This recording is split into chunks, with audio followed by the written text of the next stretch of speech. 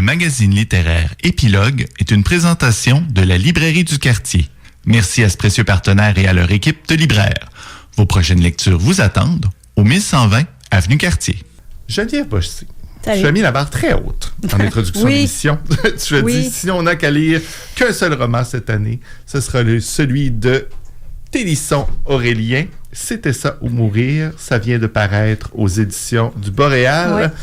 C'était ça ou mourir. Lorsqu'on comprend, c'était ça, quitter Haïti Oui. ou mourir. Tout à fait. Puis, c'est sûr que la barre est haute, mais en date d'aujourd'hui, c'est ce livre-là que vous devriez lire. Premier roman, donc c'est vraiment un roman et non pas un récit. Télisson Aurélien est arrivé à Montréal à la suite du tremblement de terre en 2010. Donc, il a fait du bénévolat.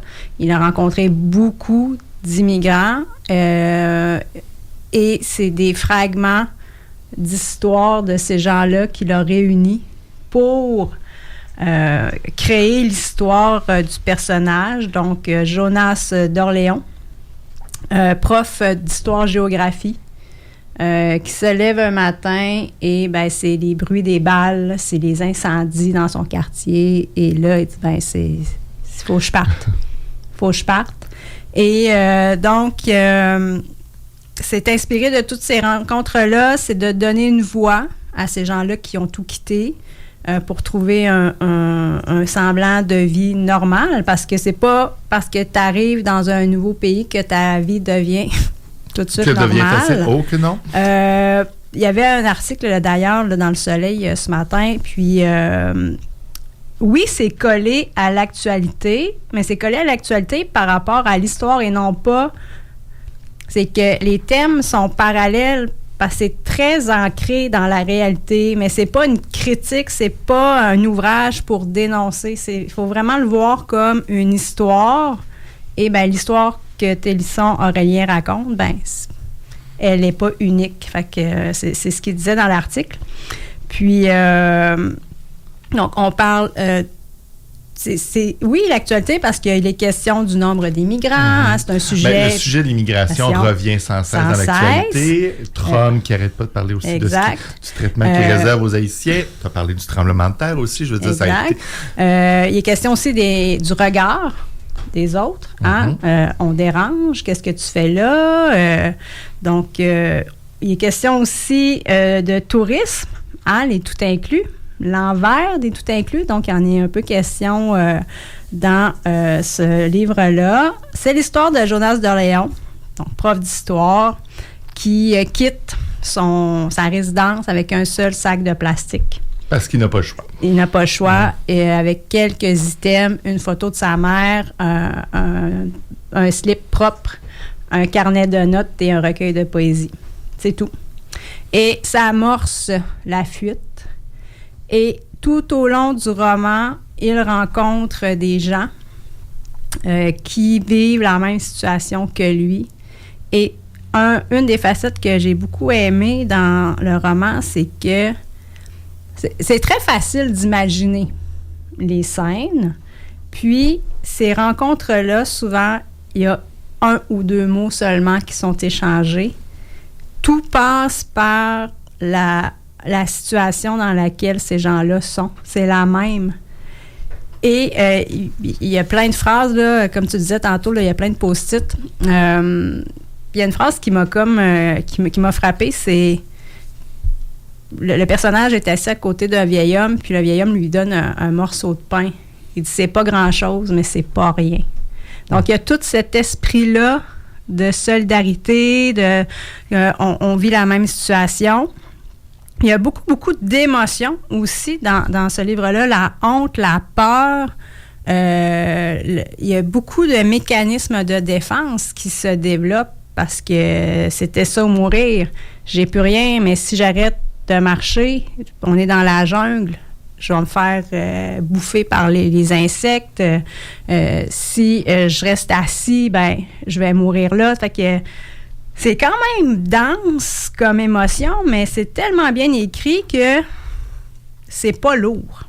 C'est dense, mais c'est pas lourd à lire. Donc, oui, un enseignant, mais qui, pour survivre, va devenir cireur de chaussures, va faire le clown pour amuser les enfants. Alors, il va avoir de petits boulots comme ça, mais toujours avec l'impression d'être jugé parce qu'il est haïtien, parce qu'il parle créole, parce que sa peau est trop foncée. Alors, on le suit dans cette fuite ou dans de ce chemin-là pour se trouver un chez soi. Alors, on passe par la République dominicaine, par le Brésil, par le Pérou, par le Mexique, pour une arrivée aux États-Unis où, bien évidemment, le ICE est très présent. Bon, alors, il est comme dans un no man's land, en fait. Et, on parle du chemin Roxham. Donc, on est vraiment... On suit probablement l'histoire de maintes immigrants qui sont arrivés ici, qui ont eu le même parcours. Comme tu l'as mentionné au début, c'est un peu le collage de plusieurs histoires qu'il a rassemblées autour de ce personnage-là. Tout à fait. Puis, j'avais noté 2 pages parce qu'il y avait quand même des trucs qui se démarquaient, là. En fait, il y a beaucoup de métaphores. Puis, j'ai lu quelques critiques, puis pour certains, ça a dérangé. Il y avait comme trop de comparaisons, trop de métaphores, mais c'est pas des métaphores... alambiqué, poétique. Oui, ou ça a 2-3 lignes, là, c'est court, c'est bref, c'est direct. Donc, quand les balles se mettent à parler, on ne leur coupe pas la parole en fuyant au hasard. Fuir sans direction revient souvent à exposer son dos à la mort. Alors, il y a vraiment des phrases comme ça percutantes qui font en sorte que, on se sent... c'est comme si l'auteur était à côté de nous, ou le personnage était à côté de nous, puis il nous racontait un peu comme Martha, en fait. Moi, j'avais l'impression qu'il était devant moi, là, puis j'étais subjuguée par ses paroles, puis... Est-ce que ça humanise le migrant? Est-ce que ça va être ça la grande force de ce roman-là? Parce que parfois, on en entend tellement parler, puis il y a tellement des discours négatifs. Parfois, c'est de comprendre la vie de ces personnes-là qu'ils ont quitté leur pays pour des raisons évidentes. On oublie tout ce qui est en amont, je pense. Ouais. Parce qu'on n'est pas confronté à ça. On n'est pas confronté à la violence. On n'est pas confronté aux gangs de rue très armés. On ne comprend pas l'insécurité de ces personnes-là dans leur pays. Fait que c'est sûr que ça vient relativiser quand on est confronté à ce genre d'histoire-là. Finalement, est-ce qu'on se plaint pour rien? Tout ça. Puis oui, c'est un peu dans la nature humaine de se plaindre. Mais ça permet vraiment de prendre un pas de recul, puis OK, j'ai un toit, je mange tous les jours, j'ai un emploi, j'ai des amis, j'ai pas juste une paire de bobettes dans mon sac. Donc, ça vient, mais c'est pas moralisateur, puis oui, ça humanise, oui, mais ça ramène à l'essentiel puis le Canada, terre d'accueil, puis on peut être d'accord ou non pour le nombre qu'on accueille, puis pour les raisons, mais ça va vraiment pas là, puis il vient pas critiquer les différents points d'arrêt auxquels il a dû faire face. Puis aux États-Unis, il faut télécharger une application et là, tu deviens un numéro. Et c'est un peu les gens sont constamment en train de rafraîchir leur application pour voir est-ce que je vais avoir un rendez-vous, est-ce que je vais avoir un rendez-vous. Puis tu peux avoir un rendez-vous, mais le douanier américain il va dire je t'ai juste rencontré, là. Ça veut pas dire que tu passes de l'autre côté. Fait qu'il y a toute cette crainte, cette insécurité, ce mépris-là. Puis aux États-Unis, à son arrivée au Canada, il y a encore une attente, mais là, il dit que dans les yeux des douaniers, ils voient pas de mépris. Peut-être qu'ils voient un peu d'indifférence, mais il y a quand même un accueil civilisé, je vais le dire comme ça. Donc, le style d'écriture, c'est pas du vocabulaire recherché, là, c'est un discours simple, direct, avec des métaphores hyper efficaces. Mais je peux comprendre ceux que ça a dérangé. Des fois, trop, c'est comme pas assez. Moi, ça m'a pas dérangé du tout. Au contraire, c'est quelle maîtrise de la plume. C'est quoi ton bout préféré? Parce que tu nous en parles de manière globale, mais si tu avais un extrait ou quelque chose qui t'a touché?